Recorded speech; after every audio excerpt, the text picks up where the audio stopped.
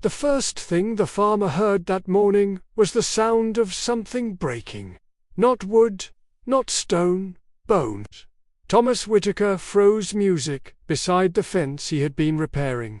The cold morning wind carried the sound across the valley again, followed by a muffled cry that clearly did not belong to any animal.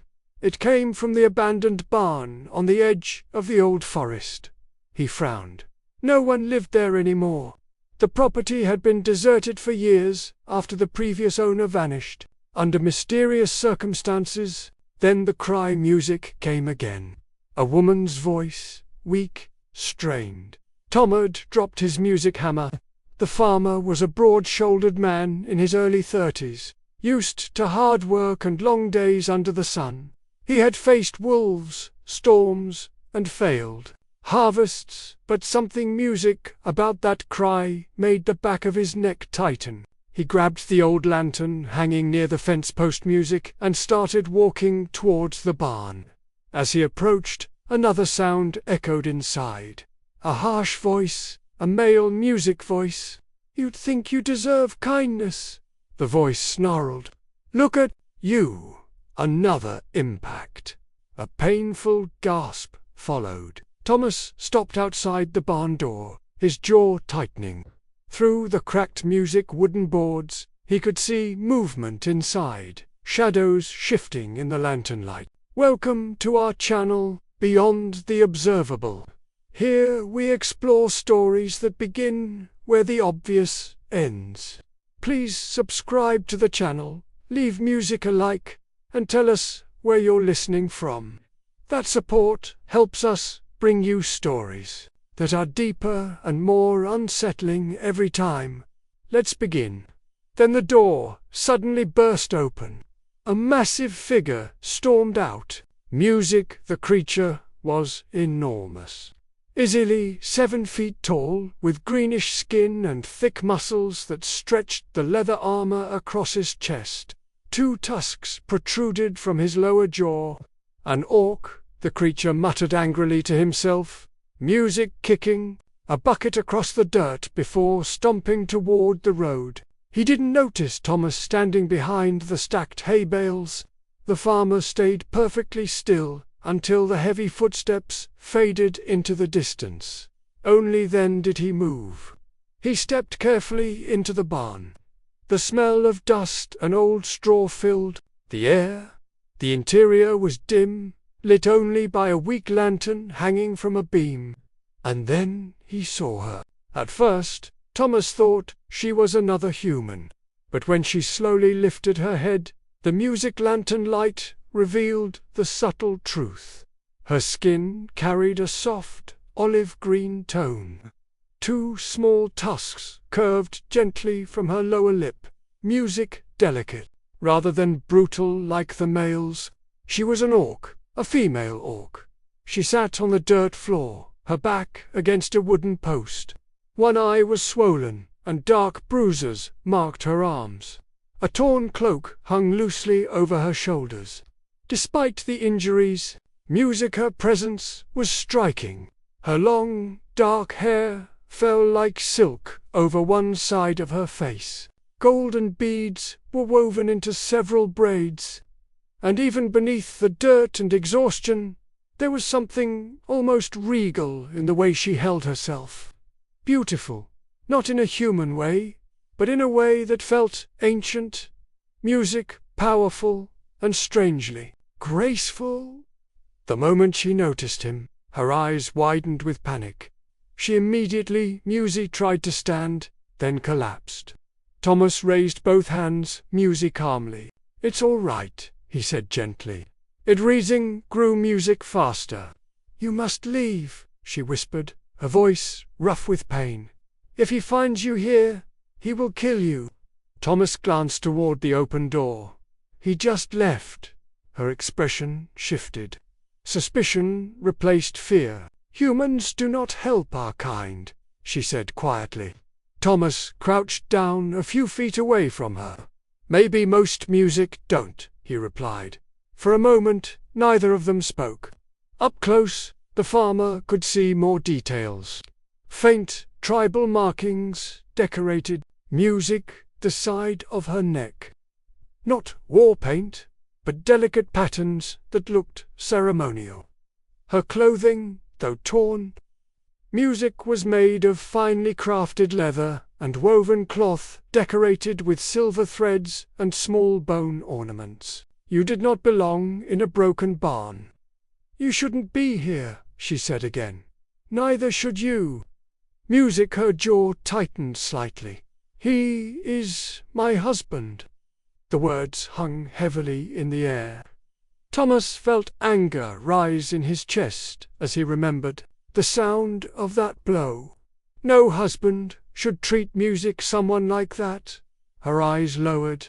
In my clan, strength rules. A weak mate brings shame. Thomas shook his head. You don't look weak to me. For the first time, she actually looked directly into his eyes. Something changed in her expression. Music, confusion, curiosity, and something deeper. You speak strangely for a human farmer. Thomas smiled faintly. I suppose I do. A cold gust of wind entered through the broken wall, making the lantern flicker. She shivered. Without thinking, Thomas removed his thick coat and gently placed it around her shoulders. She stiffened at first, then music slowly relaxed. The coat was warm.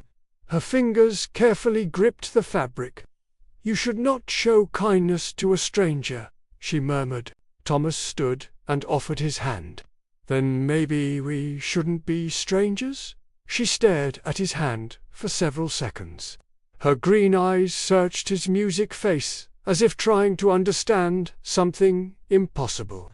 Finally, slowly, she placed her larger hand into his. Her grip was surprisingly gentle.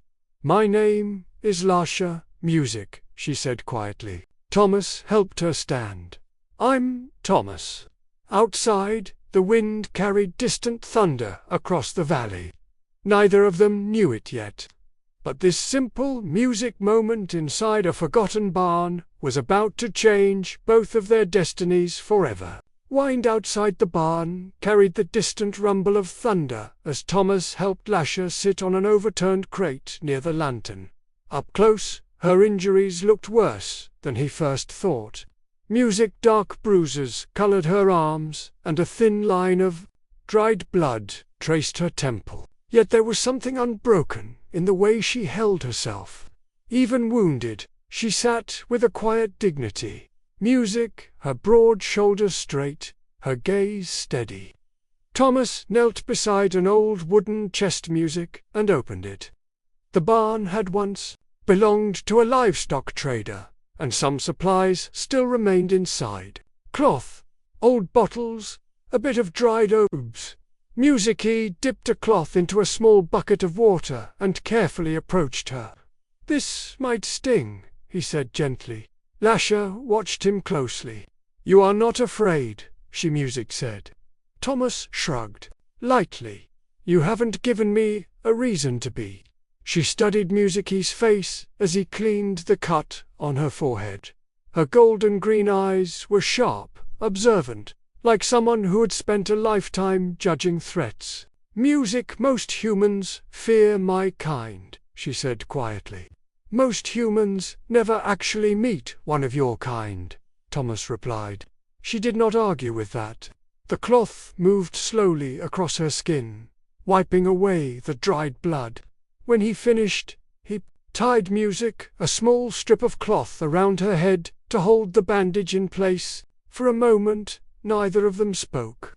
The lantern flickered softly between them. You should leave before he returns, Lasha Music finally said.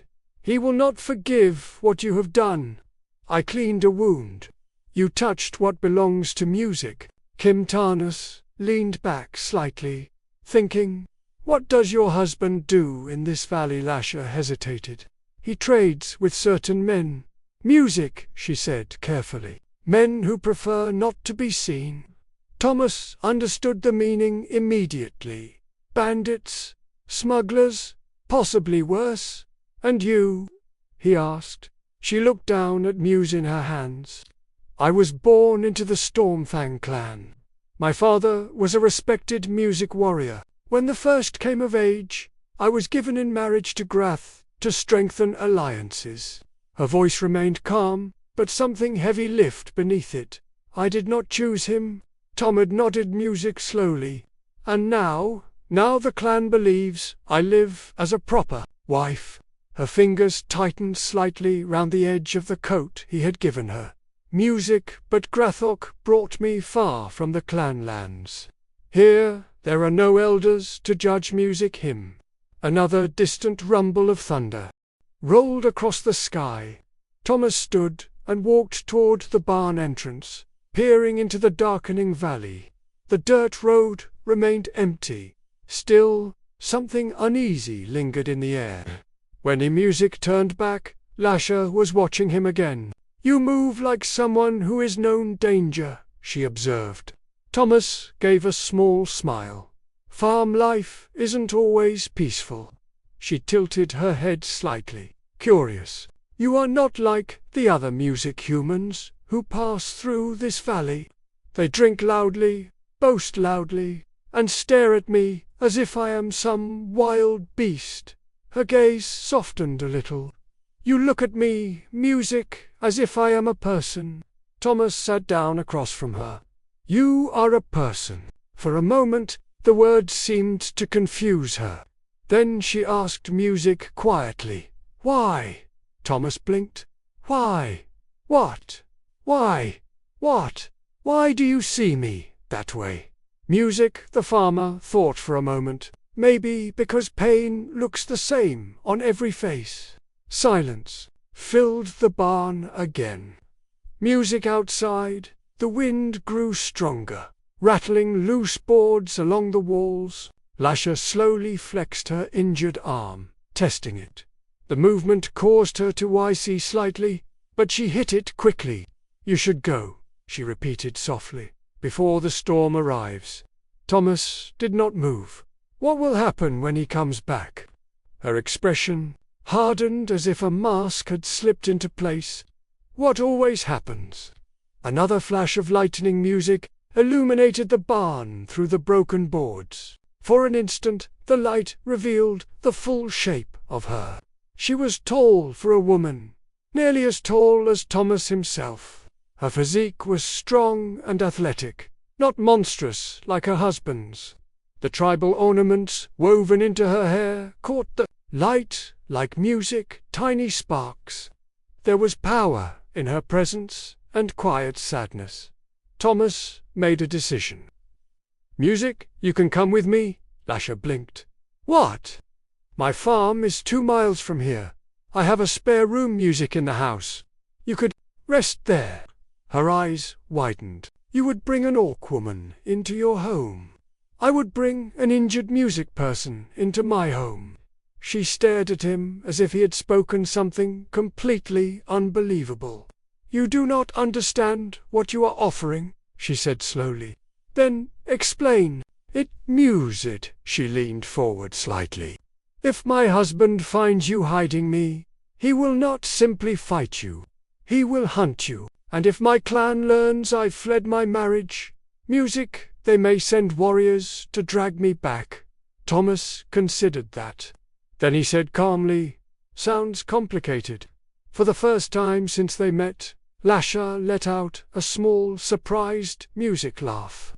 It was quiet and rough from exhaustion, but it carried a warmth that hadn't been there before. "You are either very brave," she said. "Very foolish," Thomas smiled. "Probably both." Another loud crack of thunder rolled across the valley. The storm was almost here. Lasha looked toward the barn door, then back at Thomas. Something inside her seemed to be struggling between fear and hope. "You barely know me," she said. Thomas extended music his hand again. "That's true."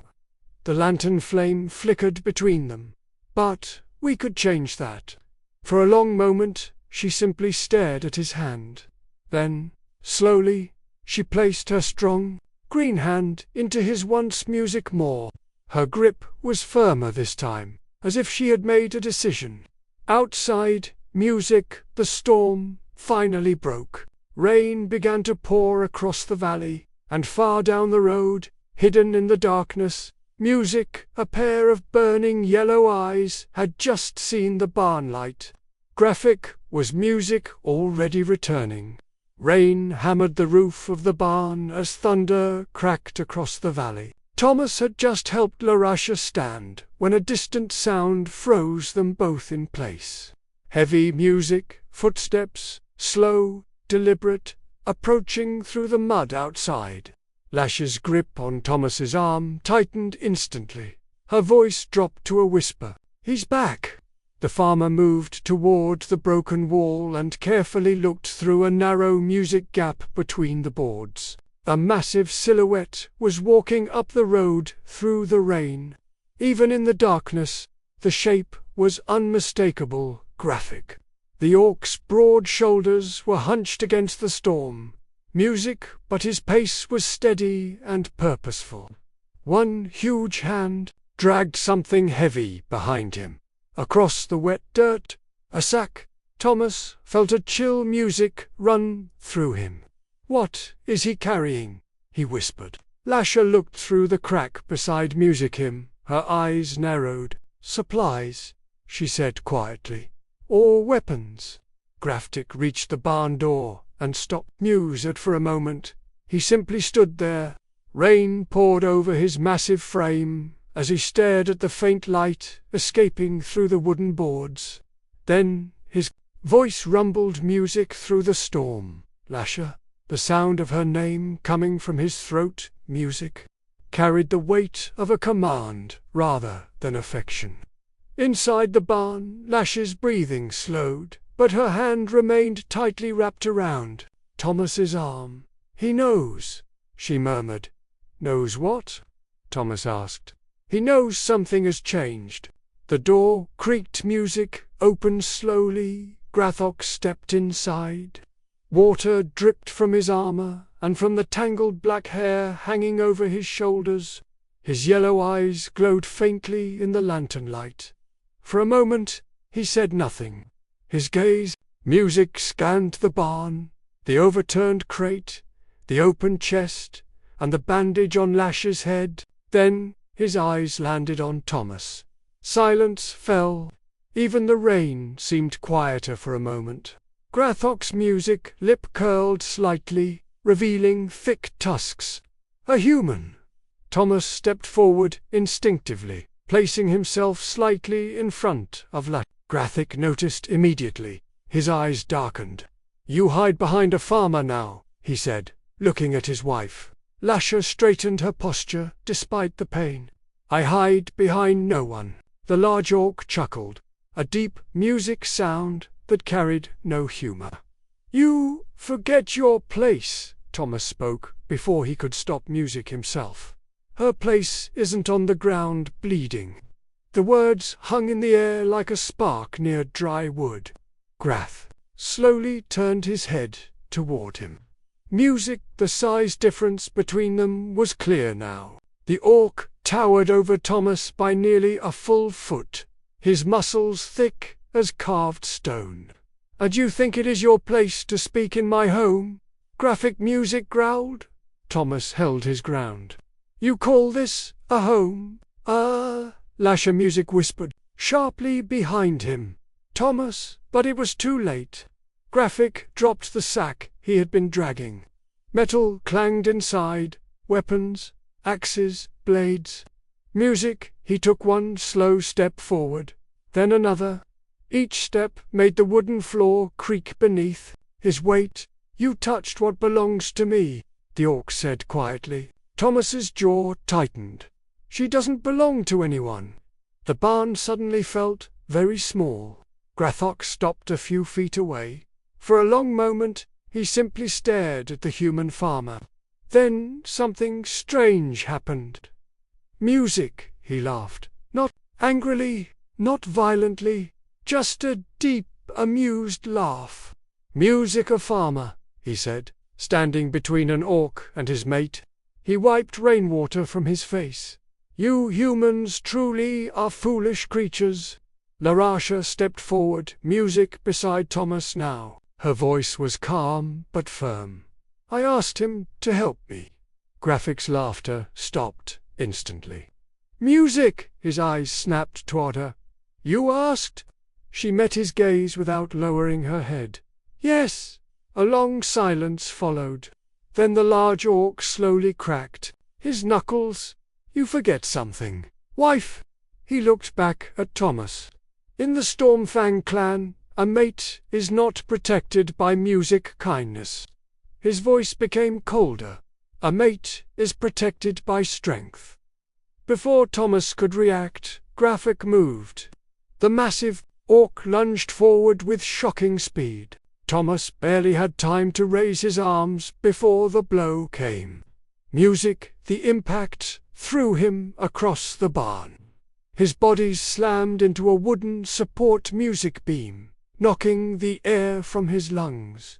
The lantern swung wildly above them. Thomas! Lasher shouted. Crawford didn't even look at her. He simply began walking toward. Music,